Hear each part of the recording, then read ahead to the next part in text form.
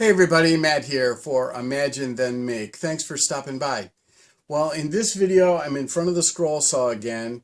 In my last video, if you follow my channel, you saw me install a new set of blade clamps on this scroll saw so that I could begin using plain end blades. Say that 3 times fast. So in today's video, I just have a quick update to that. Today is about, I want to give you a tip regarding using the lower blade clamp.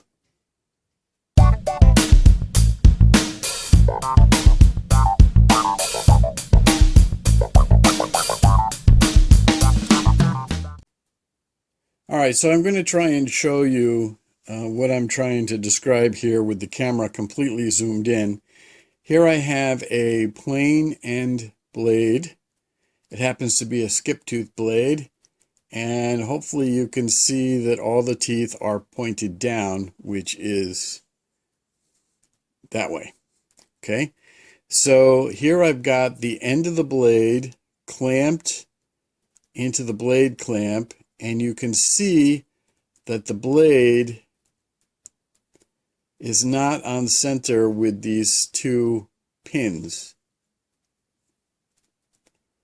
The 2 pins that ride in the actual clamp frame that's mounted to the saw. So let me do a quick cut and we'll see what happens to the lower blade clamp with the blade is clamped in this position.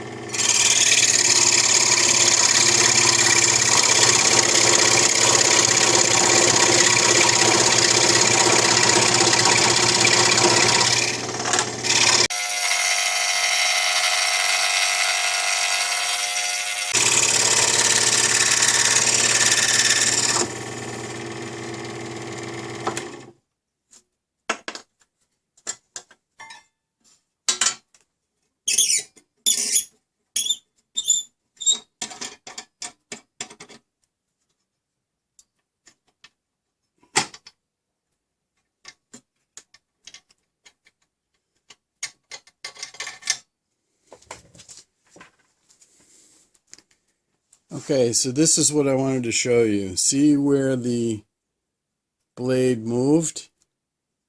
Actually, the blade clamp. It kind of rotated around because the blade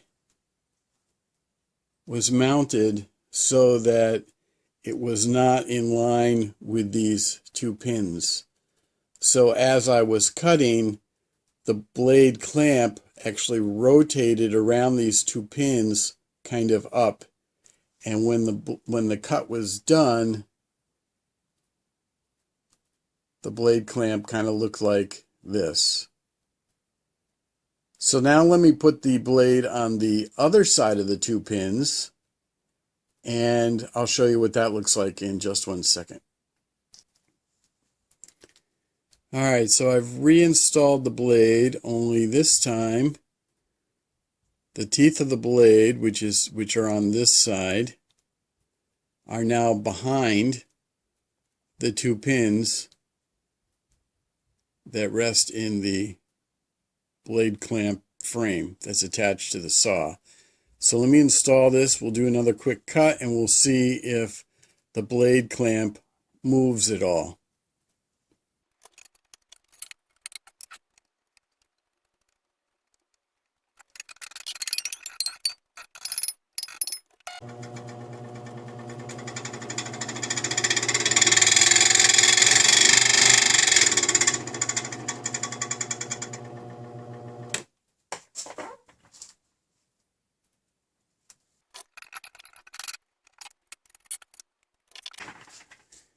Okay, so I don't know if you heard the saw kind of knocking when I started it up, but it looks like the clamp moved already and I haven't even done any cutting.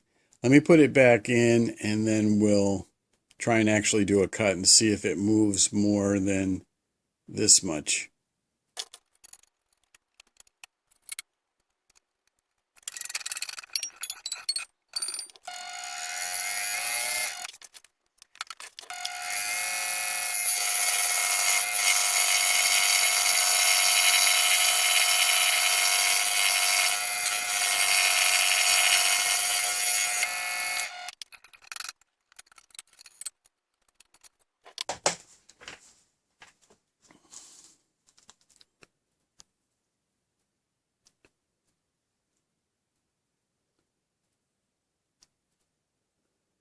Okay, so I hope you can see that the blade clamp actually rotated again, only in the opposite direction this time.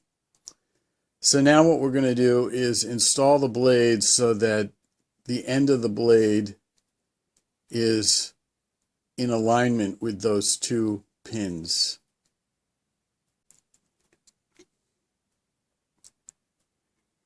Okay, so now with my fingers, my thumb and my first finger on either side of the blade, I can kind of feel where the pins are on the blade adapter, and I can of course feel the blade. So I'm trying to pinch it and keep the blade right in line with those two pins as I tighten the Allen screw,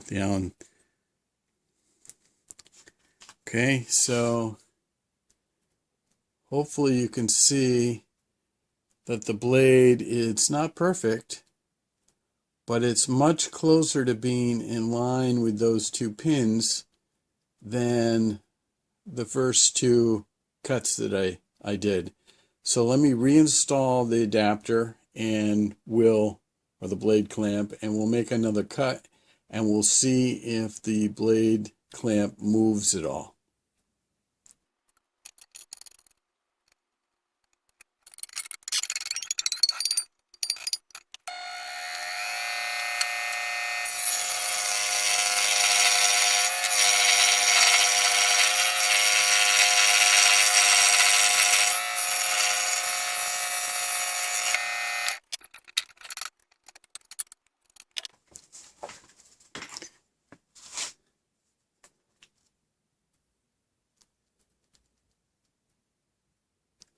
Okay, so there's the blade.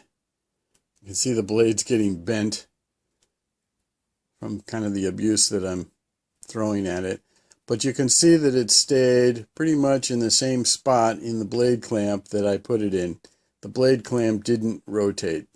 So the moral of the story and the tip is that when you install the lower end of the blade, excuse me, into the blade clamp, try your best to keep it lined up with these two pins so the clamp won't have a reason to rotate on you.